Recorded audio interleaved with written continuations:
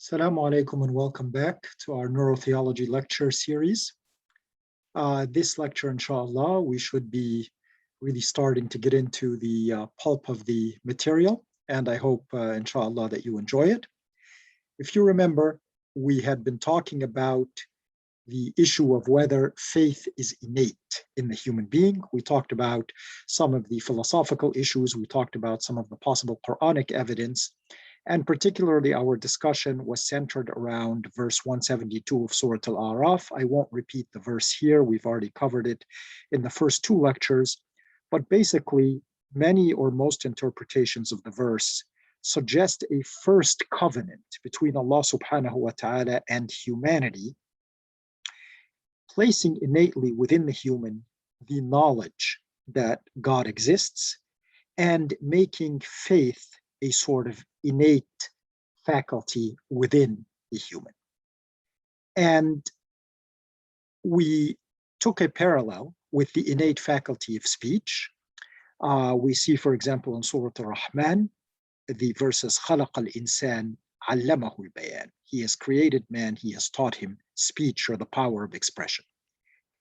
And we are at a very interesting juncture or time point in science where we have now begun to develop techniques that investigate the brain as it works in various areas, allowing us to see which areas of the brain are active and used in various activities, and what are the brain centers for a variety of the faculties that the human being possesses. So if we take, for example, the innate faculty of speech, we can apply a technique called functional magnetic resonance imaging. And I won't get into the details of how this technique works, but what it allows us to do is when a person is speaking, for example, since we're talking about the faculty of speech, the areas of the brain that are active can be specifically tagged and highlighted.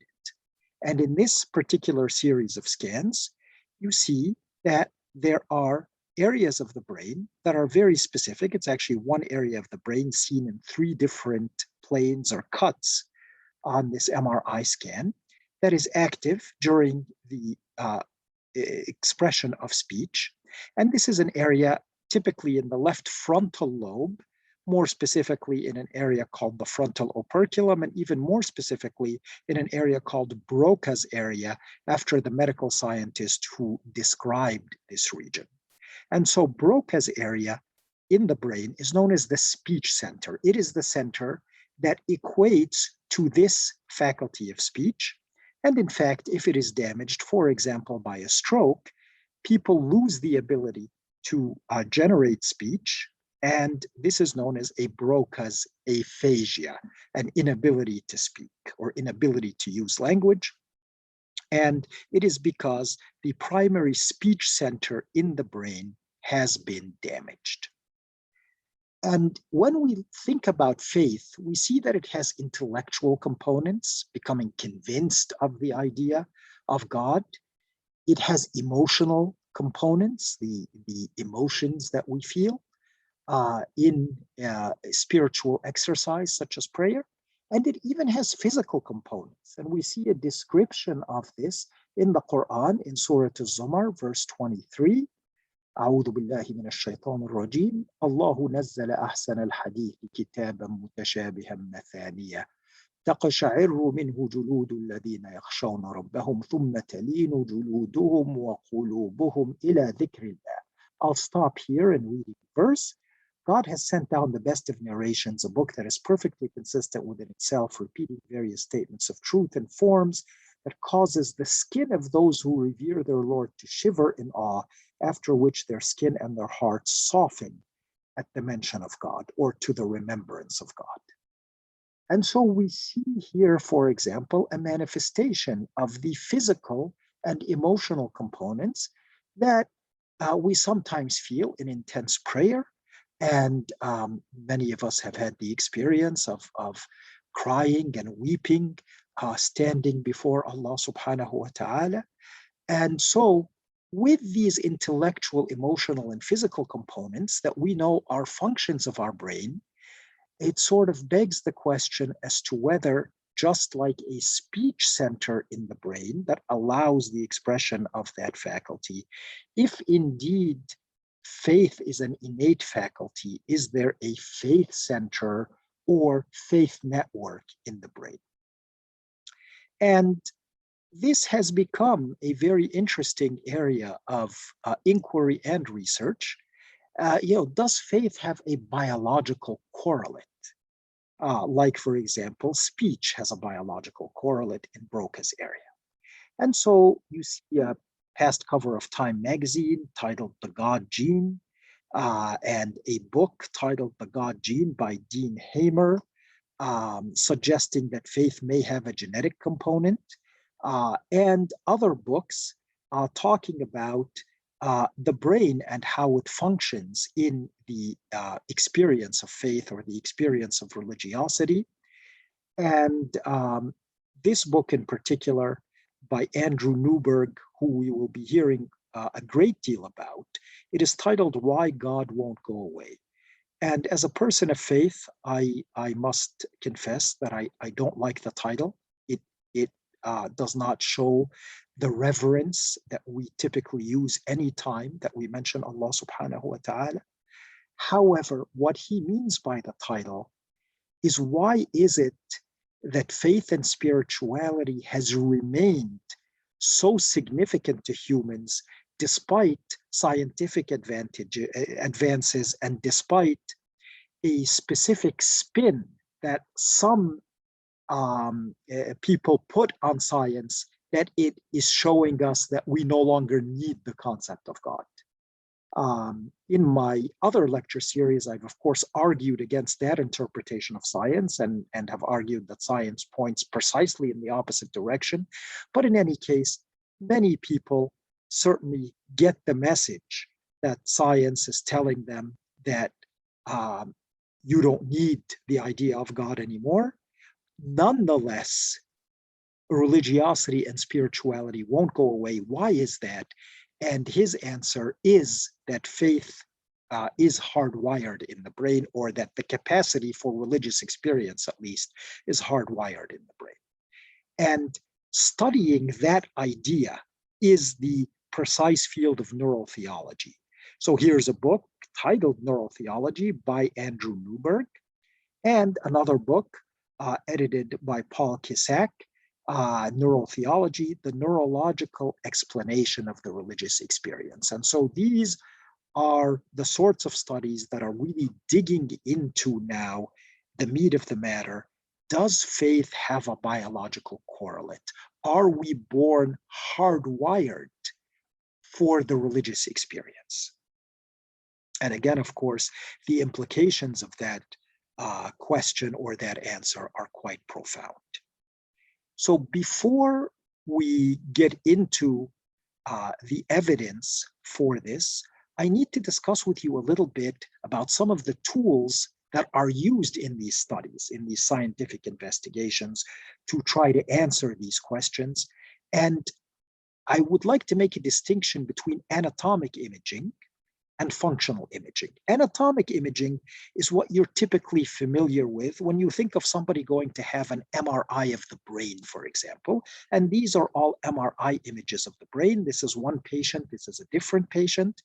And in this patient, I know most of you certainly are not used to looking at MRI images of the brain, but you can immediately tell something here is different than the rest of the brain.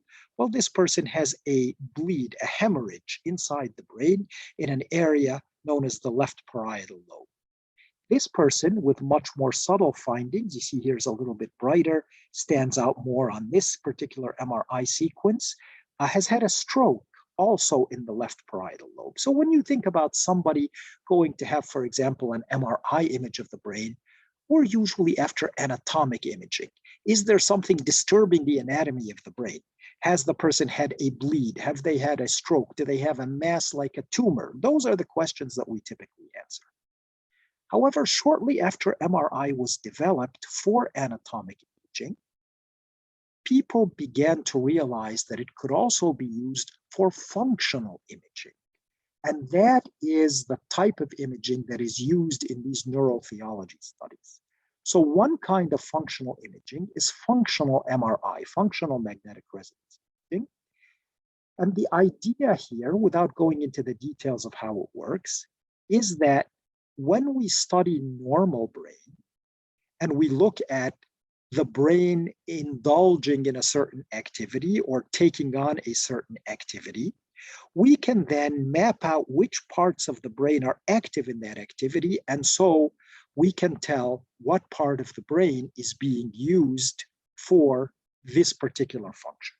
So for example, if we look at the faculty of sight, that is an innate faculty. We are born with the capacity to see. And functional magnetic resonance imaging studies can outline for us the visual cortex, the part of the brain that is active when we exercise the faculty of sight.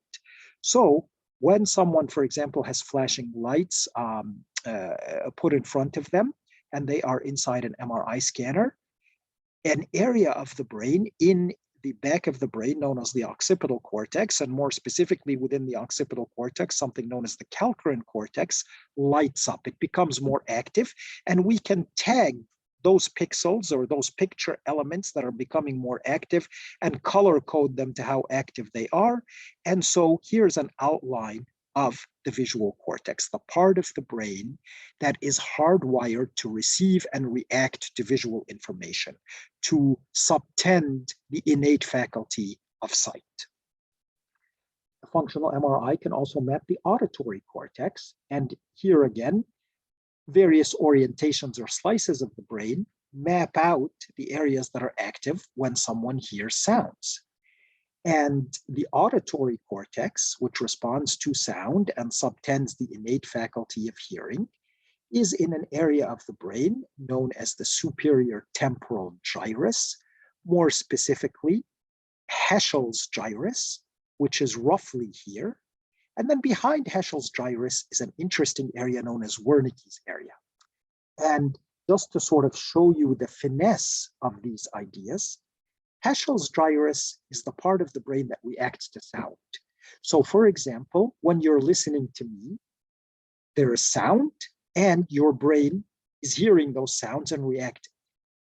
However, you are also understanding what my words mean. You're not just hearing sounds as if they are randomly generated sounds or gibberish. You are hearing sounds and comprehending that I am speaking in English and I am putting words together to convey very particular meanings. And that function of the brain sits right behind the auditory cortex in an area known as Wernicke's area. And so if someone has damage to Wernicke's area, for example, they can hear sounds, but no longer comprehend their meaning. You will speak to them. They can hear that sounds are being made, but they no longer can understand the language, as if you were speaking to them in a foreign language that they do not comprehend. So functional imaging basically allows us to map the brain as to what parts of the brain are active during which brain centers subtend which faculties. And so the question then becomes, okay, if indeed faith is an innate faculty, does it have a biological correlate? Does it also have a brain correlate like speech, like sight, like hearing? And so that, inshallah, will be the question that we begin to tackle in the next lecture. And I hope that I have piqued your interest and that you will continue watching with us. Assalamu alaikum and God bless.